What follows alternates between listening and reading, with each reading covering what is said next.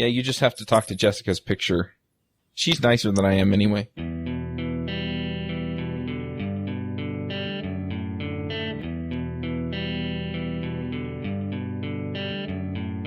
This episode is sponsored by Hired.com. Every week on Hired, they run an auction where over 1,000 tech companies in San Francisco, New York, and LA bid on Ruby developers, providing them with salary and equity up front. The average Ruby developer gets an average of 5 to 15 introductory offers and an average salary offer of $130,000 a year. Users can either accept an offer and go right into interviewing with the company or deny them without any continuing obligations. It's totally free for users, and when you're hired, they give you a $2,000 signing bonus as a thank you for using them. But if you use the Ruby Rogues link, you'll get a $4,000 bonus instead. Finally, if you're not looking for a job but know someone who is, you can refer them to Hired and get a $1,337 bonus if they accept the job. Go sign up at hired.com/RubyRogues. Snap is a hosted CI and continuous delivery that is simple and intuitive. Snap's deployment pipelines deliver fast feedback and can push healthy builds to multiple environments automatically or on demand. Snap integrates deeply with GitHub and has great support for different languages, data stores, and testing frameworks. Snap deploys your application to cloud services like Heroku, DigitalOcean, AWS, and many more. Try Snap for free. Sign up at snapci.com/RubyRogues. This episode is sponsored by DigitalOcean. DigitalOcean is the provider I use to host all of my creations. All the shows are hosted there, along with any other projects I come up with. Their user interface is simple and easy to use, their support is excellent, and their VPSs are backed on solid-state drives and are fast and responsive. Check them out at DigitalOcean.com. If you use the code RubyRogues, you'll get a $10 credit. Hey everybody, and welcome to episode 228 of the Ruby Rogues podcast. This week on our panel we have Jessica Kerr. Good morning. I'm Charles Max Wood from DevChat.tv, and this week we have a special guest, and that's Luca Guidi. Hi all. You want to introduce yourself? Sure. I'm a web developer, from Rome, Italy, where I live with my family. I've always been interested into web development in my career because I think that's the future for information technology. And I spent most of my career with Ruby since 10 years now. I'm passionate about open source and personal interests like photography and stay away from the computer during the weekends. That's me, basically. Cool. Well, we brought you on today to talk about Lotus. Do you want to give us a quick overview of what it is, and then we can kind of dig in and see what it's about? Sure. That's basically my main focus right now on open source. I've started thinking about a lightweight version of a web framework for Ruby. I started hacking 3 years ago now and rewrote those libraries a few times. And the main idea was to have standalone libraries for dealing with MVC problems, like persistence for model or routing or actions for the HTTP, and then bring them together inside something that resembles Rails, but it's a little bit more lightweight. I started this project because I've been a little bit frustrated by Rails. And instead of complaining, I wanted to prove myself that something different was possible. And then when I open sourced the project, I've got a lot of feedback from the community, and I started dedicate more and more time. And then I recently quit my day job to focus on Lotus and to reach the 1.0 milestone in a few months. Wow, that's pretty exciting. How did you get to quit your day job and work full-time on open source? Yeah, that's basically for now. I'm doing unpaid work just because it's something that I love. And for the last 3 years, when I started Lotus, I enjoyed more the time that I spent on it rather than doing a paid job. And I said, why not follow my passions just for a few months? I think it's something doable if you save just a little bit of money in advance, and then you can focus on your dreams, on it's interesting for you. And that's what I'm doing right now. And aside from that, I'm trying to, again, get away from my computer during the afternoons or during the night, which it wasn't possible for me having a day job and an ambitious project like Lotus. So that's the thing.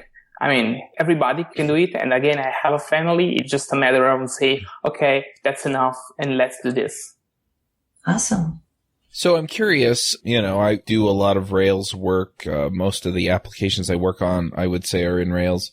What is it about Rails that you didn't like? Or what is it about Lotus that you wanted to see? That's basically what I call flat MVC in Rails. That means having skinny controllers and fat models try to overload all the MVC layers. I'm more advocating with Lotus to keep your applications maintainable since day one, and to not try to overload the MVC layers once they going to explode. I'm talking about models I've seen in my career, models with 500 lines of code or more, and the same thing was true for the controllers. So I'm trying to bet on software maintenance and to make Lotus and to bring in the discussion in the community productivity versus maintenance. That means not just focus on gems that you can install in your application to get your features out faster, but to sit and think, hey, if I'm going to work on this code base on 1 year, on the next 5 years, is this a sustainable pace for my application development? A sustainable pace, that's a great goal. Mm-hmm. Can you tell us what is it about Lotus that lets applications written in Lotus be more maintainable than Rails? Yeah, that's basically the thing is that it tries to mark a clear separation between the MVC components, and inside each layer of them, a clear separation of the main roles. For instance, in the model, there is a separation between the persistence and the entities, which are basically your model domain classes, objects. And having this kind of separation helps to clarify the intent of the single components and not have a coupling between those components. And it happened to me in the past that running a Rails migration broke a web form because there is a tight coupling around the data. And for Lotus, it's totally different. It's more focused on the behavior that your components have and less around data, because we are trying to put object-oriented and behavior in general use cases around in the middle of the focus of developers rather than focusing on persistence and data. That's one thing that I really liked looking through the code in the example and fiddling with Lotus a bit, was that you have the idea of entities and then you have your repositories, and the entities are basically your models and the repositories are the data sources. So, you've got Postgres is in the example here where you've got basically a Postgres URL that does whatever work. And the more I thought about it and the more I fiddled with it, the more I really liked it. And I know people have tried to do this with Active Record, and basically they use Active Record as the repository, and then they use Ruby classes that hook into Active Record as kind of their model or entity. And the issues that I've seen with that are basically that there's not a good connection, I guess, or a good convention around connecting those entities to the repository using Active Record as the back end. And with this, the way that you have things pulled together, it's really kind of pretty seamless. And I mean, there's a little bit of configuration you have to do rather than just a convention for hooking that up, but it takes away a lot of the magic and it makes a lot of this as automatic as it can be, with still allowing you to be explicit about how you approach your model layer. Ooh, I really like that, because when you remove that convention, and it might be a little more verbose, but if someone can actually follow the code without being immersed in Rails lore, that's a big plus. Yeah, I think there are trade-offs there. I mean, sometimes the Rails magic is nice because you just point it at the database and it works. But the flip side of that is that if the convention isn't what you need, or if it's really kind of far away from what you need, then it's really painful to make it work the other way, because you're basically fighting against a lot of assumptions that have been made about your code. Yeah, in general, my opinion about frameworks is that they can cover the most common cases that a developer can have for their application. And of course, conventions are great, but again, I wanted to give the possibility to developers to configure the behaviors that want to emerge. And for most of the time, the verbosity is also a tool, a self-documenting tool. For instance, there are places where the code is lives on, and that is the convention for that Lotus offers for the 90% of cases. But then, rather than instead of monkey patch Lotus in your application, you can just change the configuration that it offers, and it's in your face. And the bottom line is that explicit is better than magic, because it helps developers to not fight with the framework itself, and that's the thing.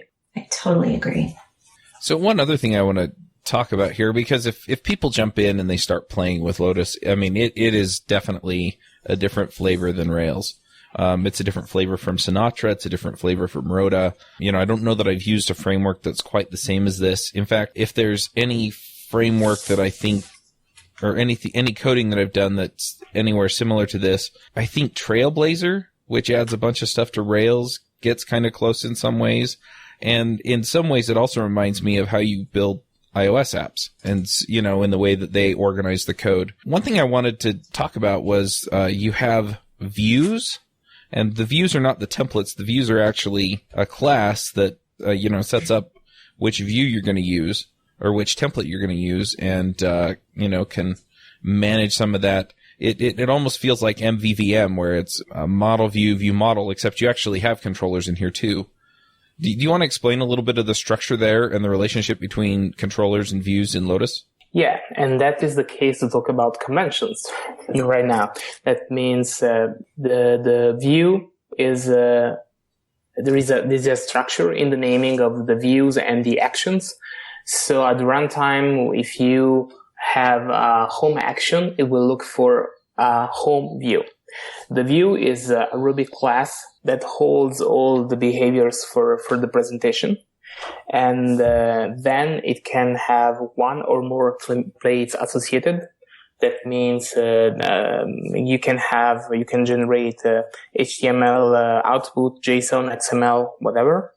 And the reason why the views are there is that I wanted to make the templates, which is an ERB file or a XAML file, as clean as possible for the sanity of code maintenance. And because once you have the code, the presentational code extracted in a view, you can easily unit test a view, and it's possible with Lotus. You can unit test a view, and you are sure that the behavior, the presentational behavior, the conditionals, for instance, for the permissions of your applications are well unit tested.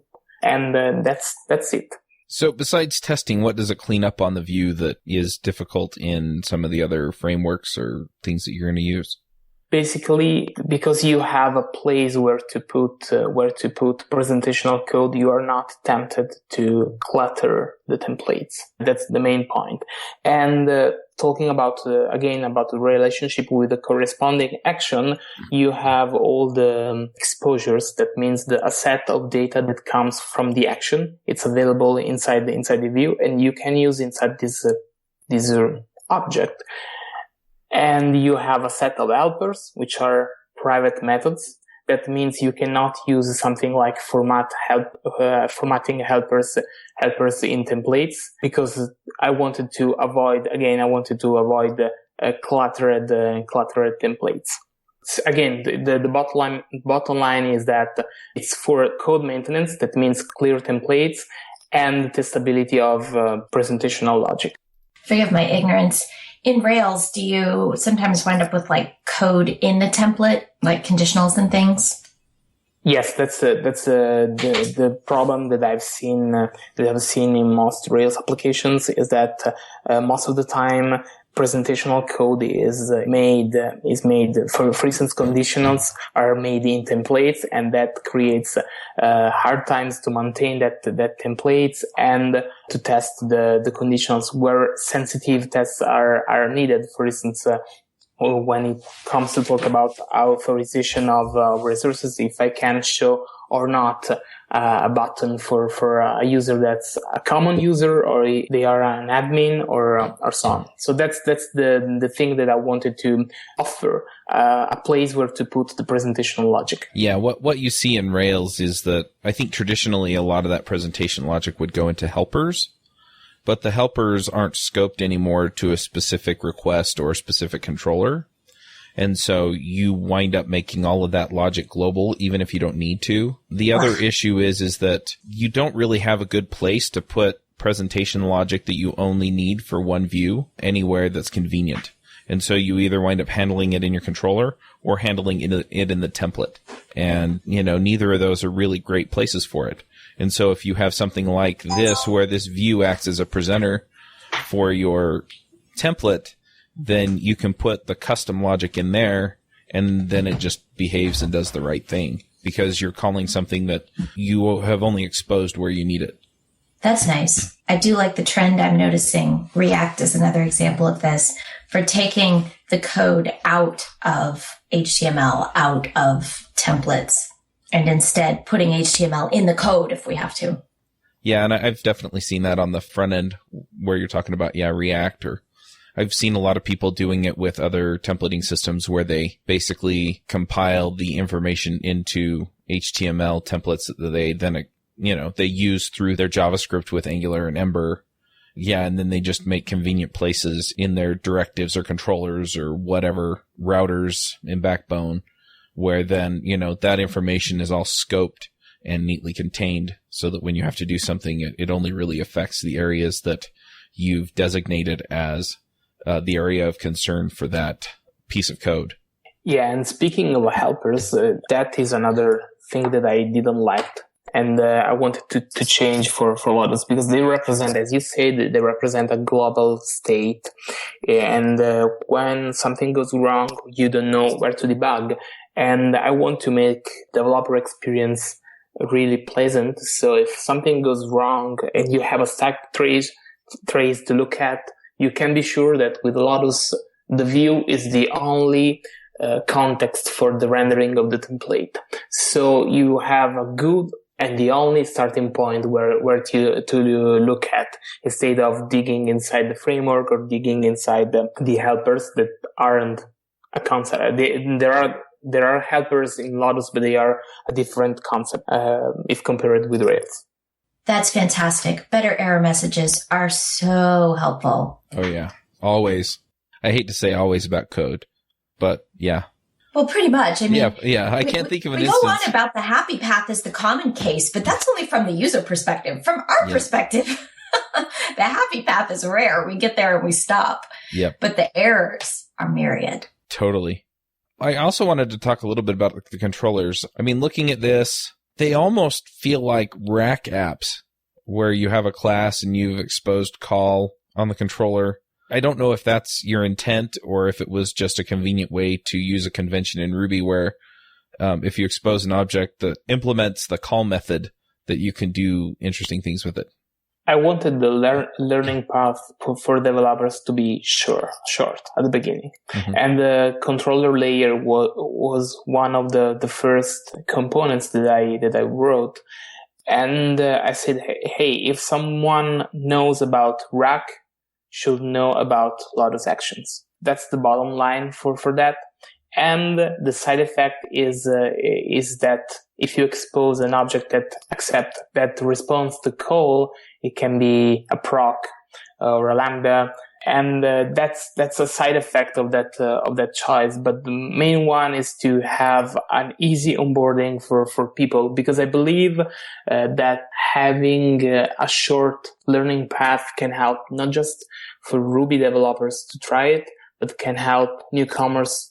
For instance, people who are learning how to program, to learn just a little bit about objects and then be able to use Lotus actions or the other components, or other developers from other languages that are a little bit intimidated from the Rails magic, and they have a ton of Java friends who are not using Rails or Ruby in general because they don't understand a lot of our common patterns that we are used to because we live in this community since years now, and we are used to understand all the conventions that are in the libraries that we see around. So I think we should make life easier for those people.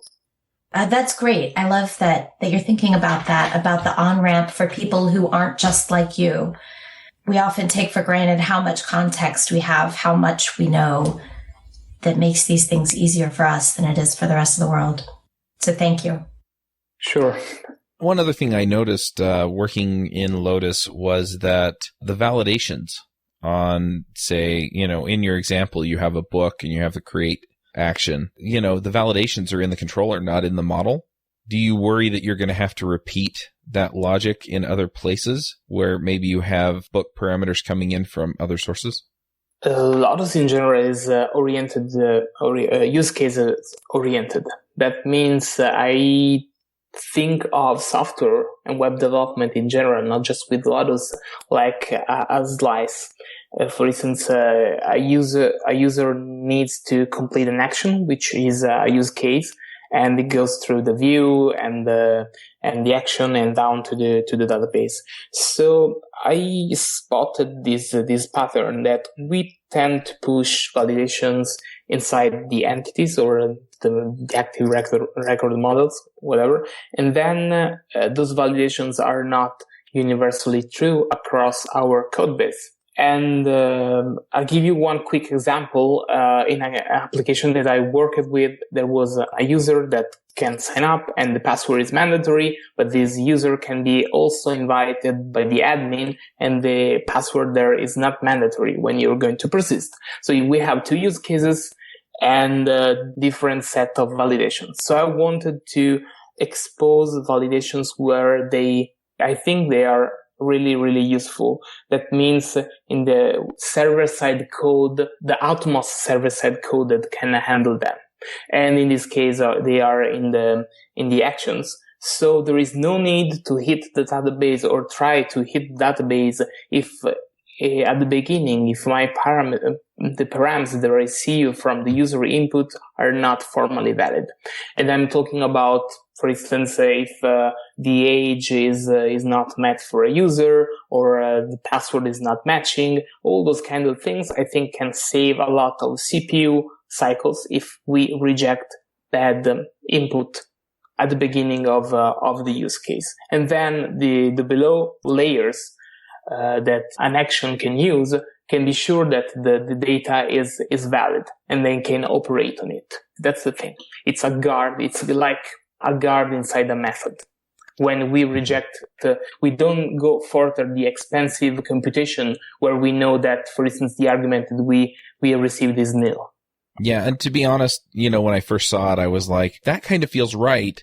But then, what occurred to me was, but everywhere I take book parameters, I'm going to have to validate them. Is there a way to validate a collection? So let's say that somebody passes, several book parameters. Not yet, because I wanted to be sure that this was a valid choice. But I'm thinking to offer a little bit more options for this kind of validations. One other thing that I really like about your example was that you start out with a test and then you say, okay, now we're going to make this test pass. And then you start out with the next test and you're going to make that test pass. Is there a reason why you approached it this way? It looks like you're using Capybara. Yeah, because I not said that most of the tutorials out there, they just cover production code. And then when you're new, especially with the languages that you barely know, then you have hard times to understand how to test things. And with a language like Ruby, where you use tests both for testing the behaviors and at the same time you test that the software is formally right, because you don't have a compiler to rescue the situation. I wanted to, in general, with Lotus, I want to put a lot of emphasis on the BDD and testing in general. And yes, the example reports Capybara. That is a personal opinion that is leaked inside the Lotus decisions. Again, I'm a fan of BDD. That means when I start writing a feature, I use Capybara and to prove that the feature is working, and then I go down writing the innermost level of tests that are unit tests. So that's a personal opinion that I've tested a lot in my career, in the recent years of my career, and it proven to work great, and I wanted to offer as a solution for Lotus. I'm curious, what do you love about BDD? Confidence. In one word. Yeah. In one word. That's the thing, because most of the time, if you just have a unit test, you lose the big picture and you are not sure that your application is working correctly. You have just the proof that your single components are doing what you want to do, but then the story is different when they play together, and you discover flaws in your design, stupid mistakes that may happen during the development. So again, it gives me, if the feature tests with Capybara passes, it gives me the confidence to ship the code in production. One other thing I want to just throw out there is that a lot of people have this aversion to end-to-end tests. And with Capybara, if you aren't running through like Selenium or Phantom.js or something, those tests actually run over rack test, which creates its own interface that it makes the calls through. And those tests run actually pretty quickly. So in my experience, they're usually well worth writing. If you're doing like some single page app or something that has a lot of front end processing, that's when your end-to-end tests or, acceptance tests get expensive. And so this is a really good example of how to test an application written in Ruby in a framework based on Rack. That's great. Yeah, the behavior-driven design, it totally helps you find those bugs, because I agree with you, Luca. The bugs are usually at the seams. They're between the components, not within them. Also, I think that kind of testing gives you, when you're looking at the test, it gives you a much better perspective of why you're doing any of this. Yeah, it's not just why you're doing that, but again, it helps because you are putting yourself in users' shoes. You understand the choice that you make day by day in design between your components. Again, it's more about boundaries rather than components themselves, because a component can have a decent design. If you look at it in isolation, you say, okay, whatever, it's an object, it's a class, it's whatever. But then when you surround that object with collaborators, background changes a lot. And then you discover if your design is good or not. And that's the thing that happens for me with BDD.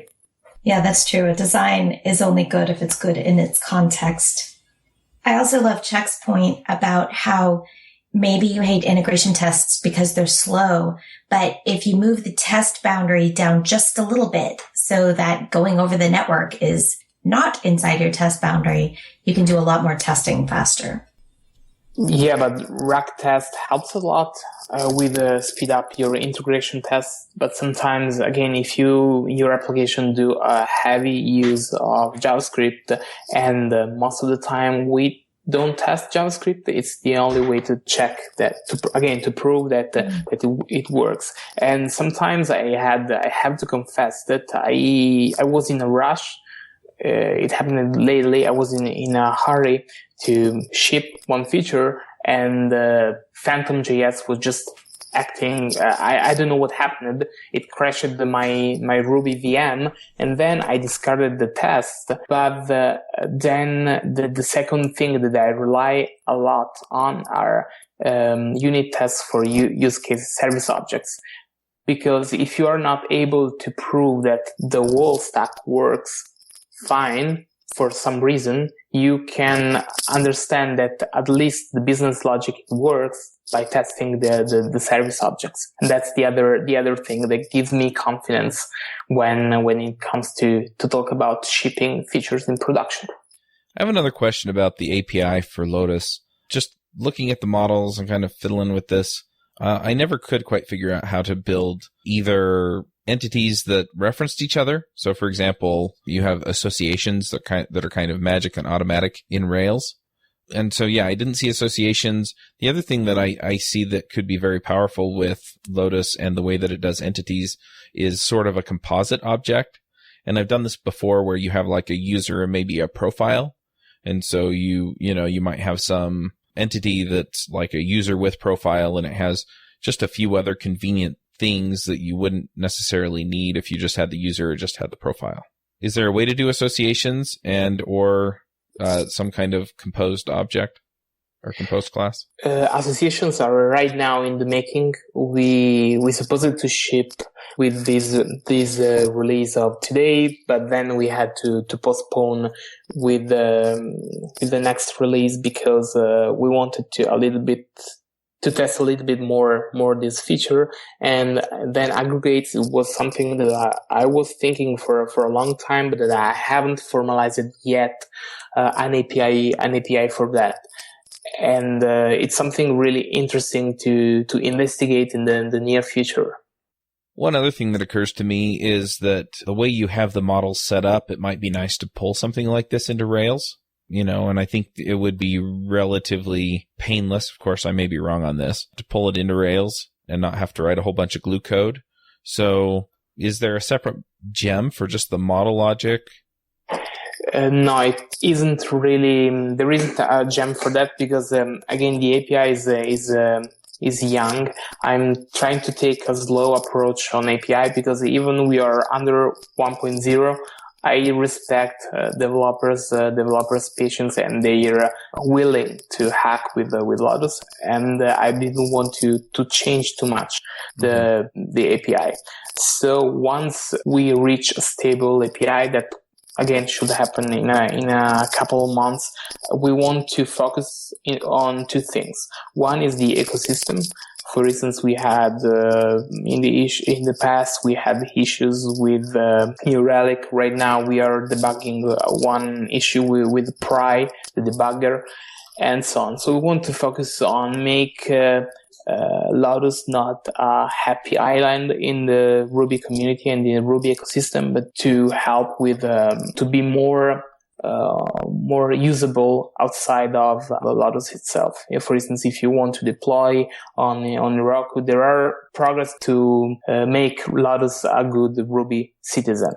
So that's something that we will see in the future for sure. But I'm not sure about the Rails integration. I mean, I want to focus on the core components of Lotus for now, and I see this kind of thing as a third-party gem. If someone wanted to help with Lotus, what could they do? Right now, play with it. That's the thing, because we are almost done with the features, and we want to understand if our choices are good or not, if they make sense. And we have already big companies that are trying to build stuff with Lotus. They deployed in production, and we got feedback from them. And we want to get more and more feedback in the near future to criticize us, criticize the choices, and spot the problems that there are for sure in the software, because it's still young. So first thing is to try to break it and play with it, hack, and try to understand if it makes sense.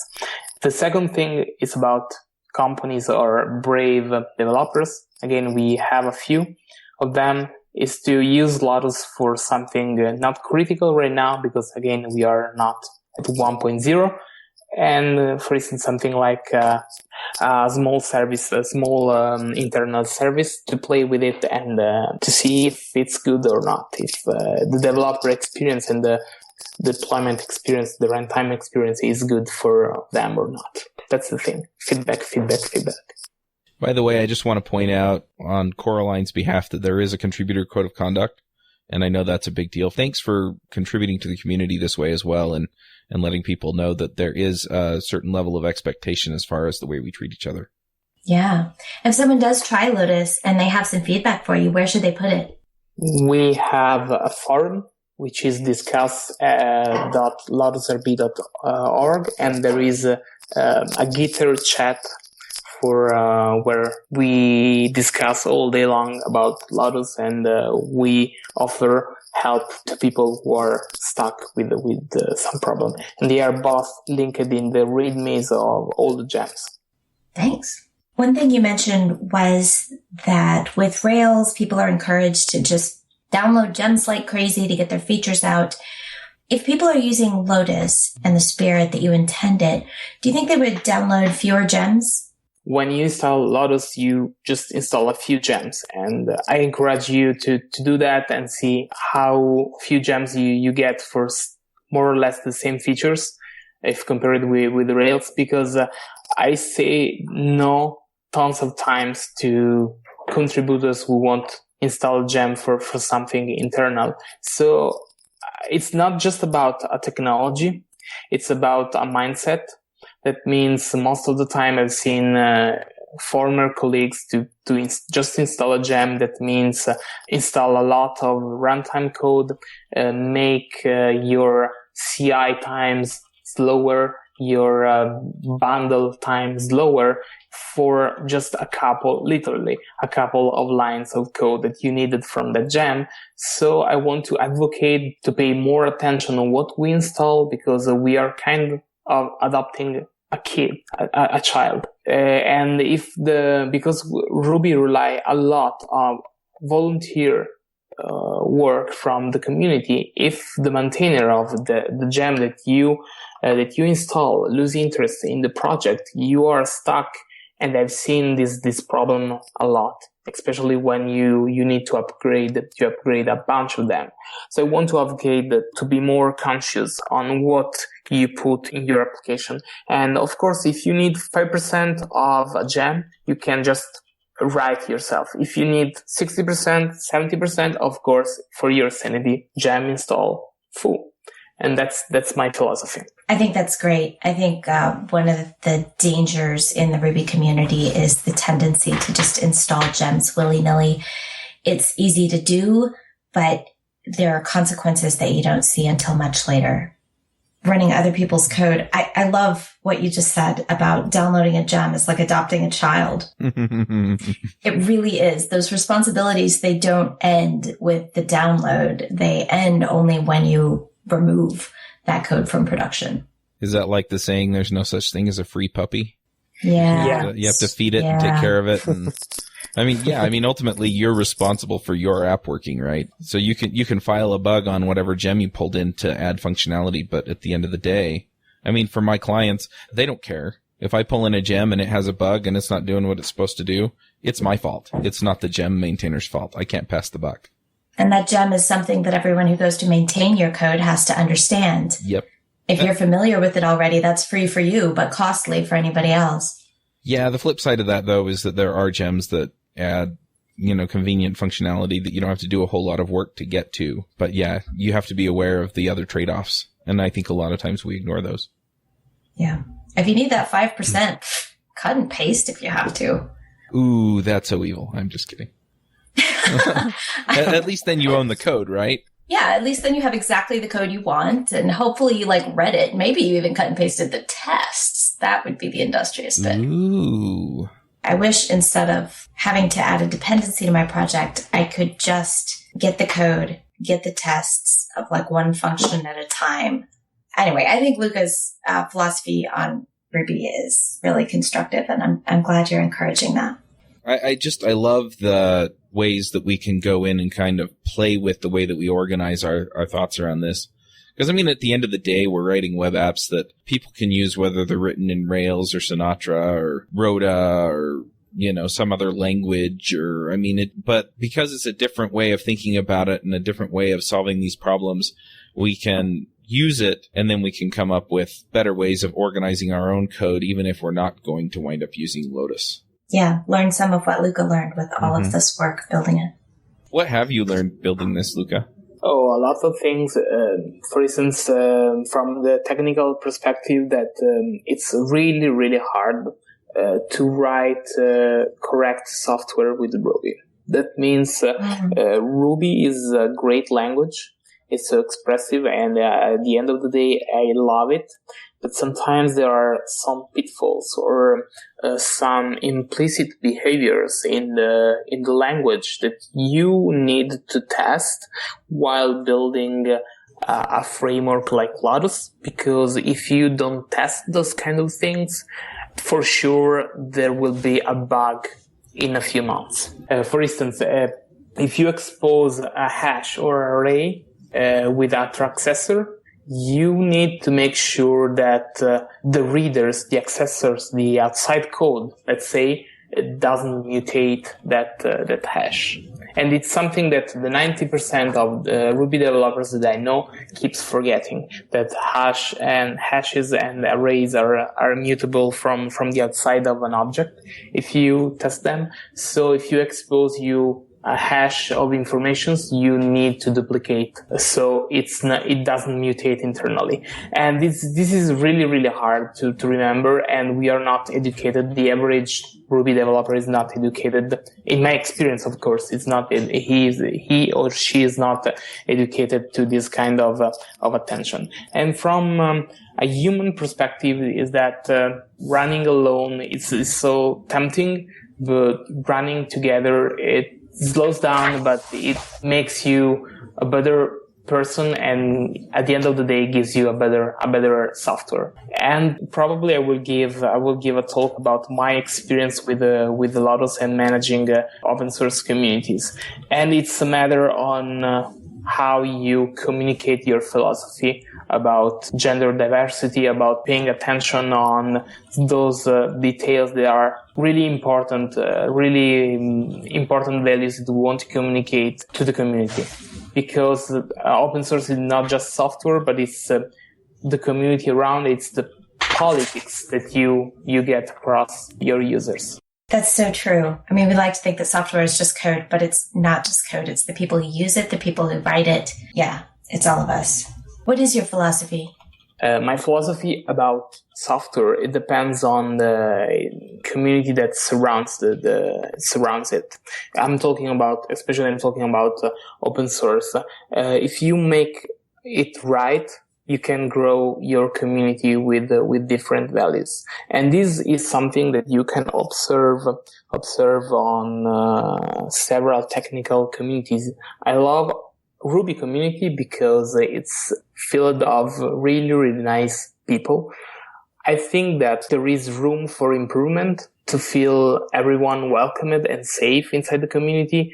And if you look from this perspective, software itself is just a detail, because it's more about the people and not about the code. That's the main reason why I decided to open source Lotus early on and trying to embrace this philosophy and build a community with this philosophy to prove that it's possible to have nice values and decent software, let's say.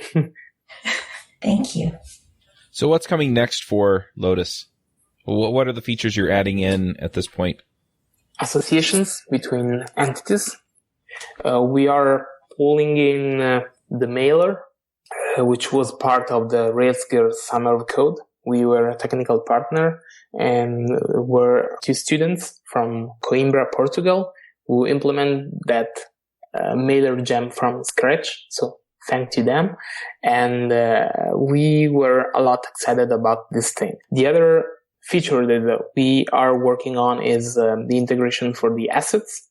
And that's it, basically, because we want to focus on code stability. We don't want to pull inside other features.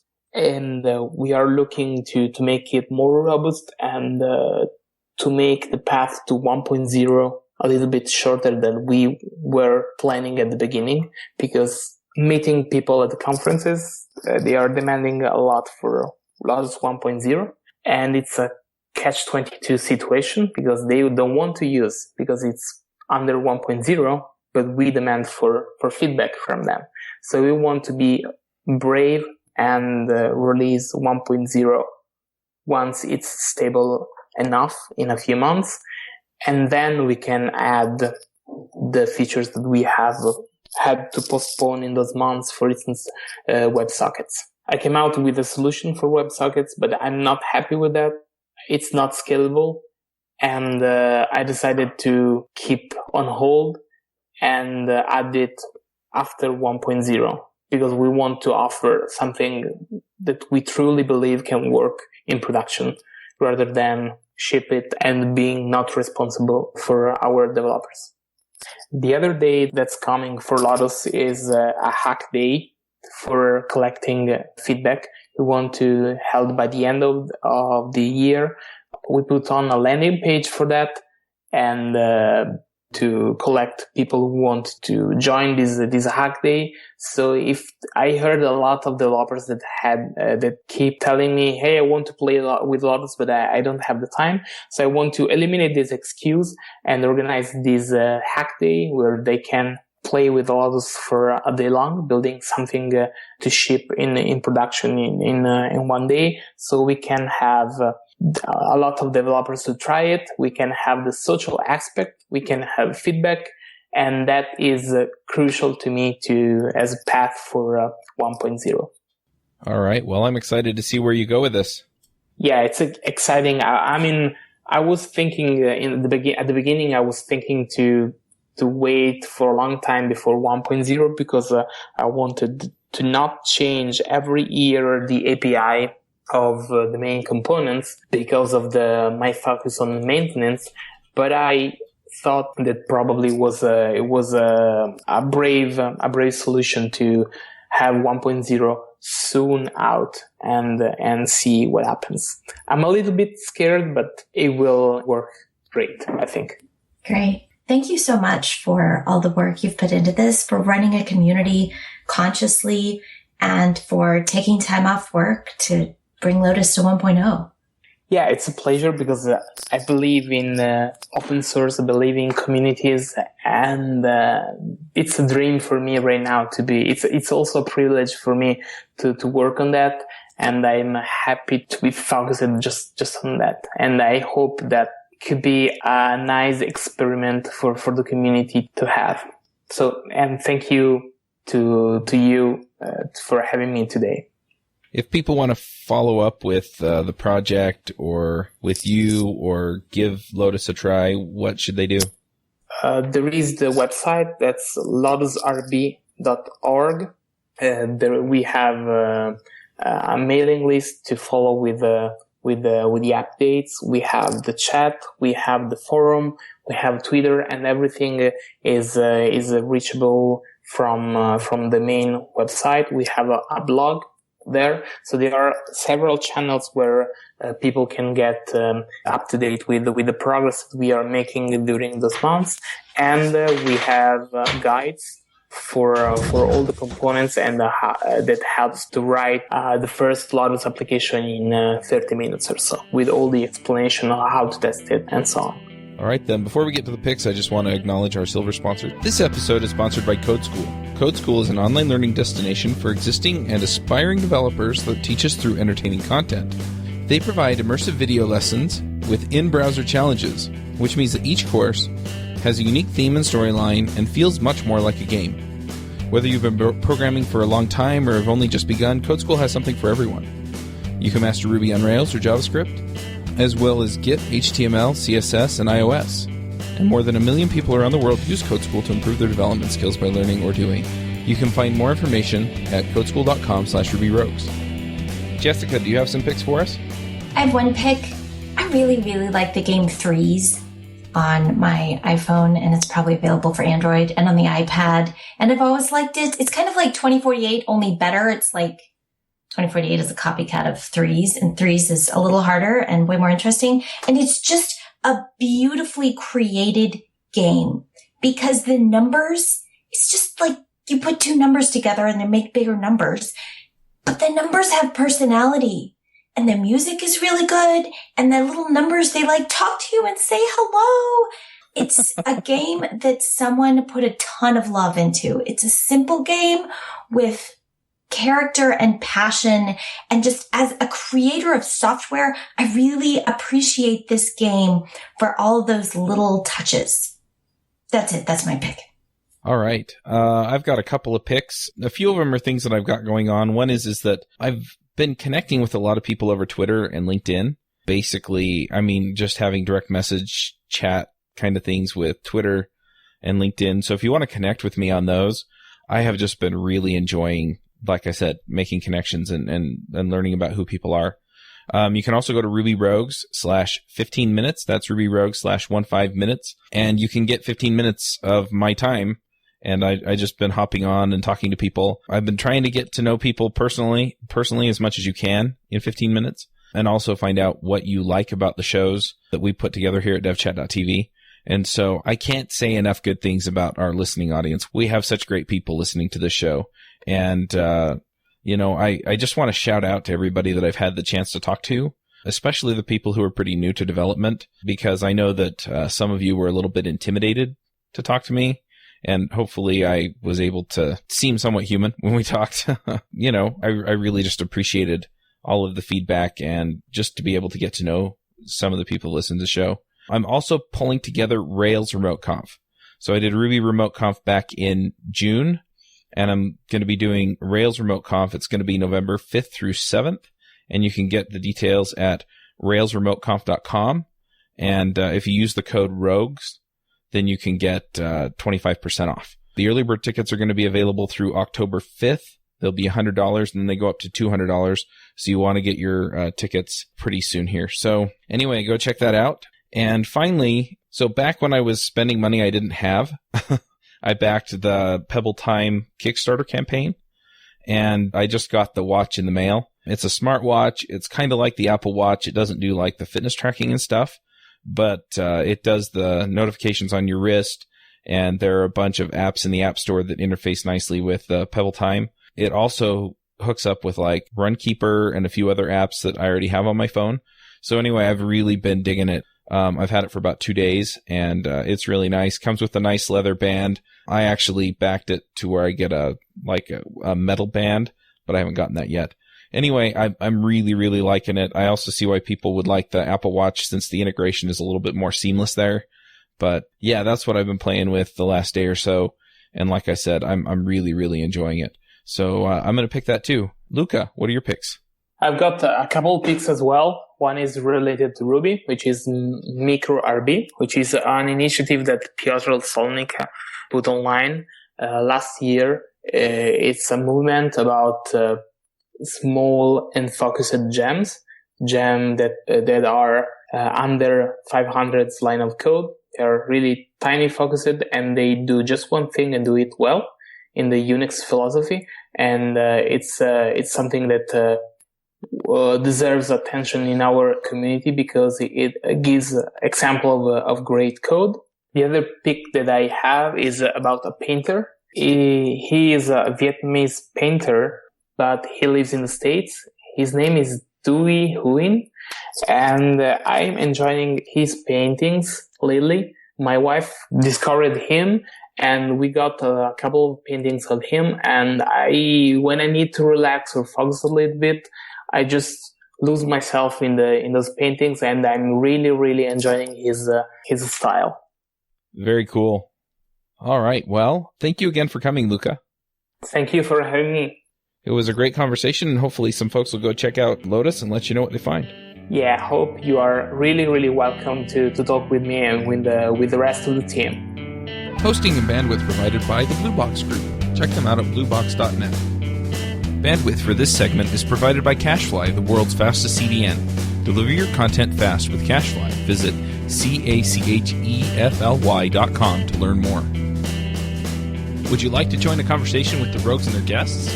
Want to support the show? We have a forum that allows you to join the conversation and support the show at the same time. You can sign up at rubyrogues.com/parlor.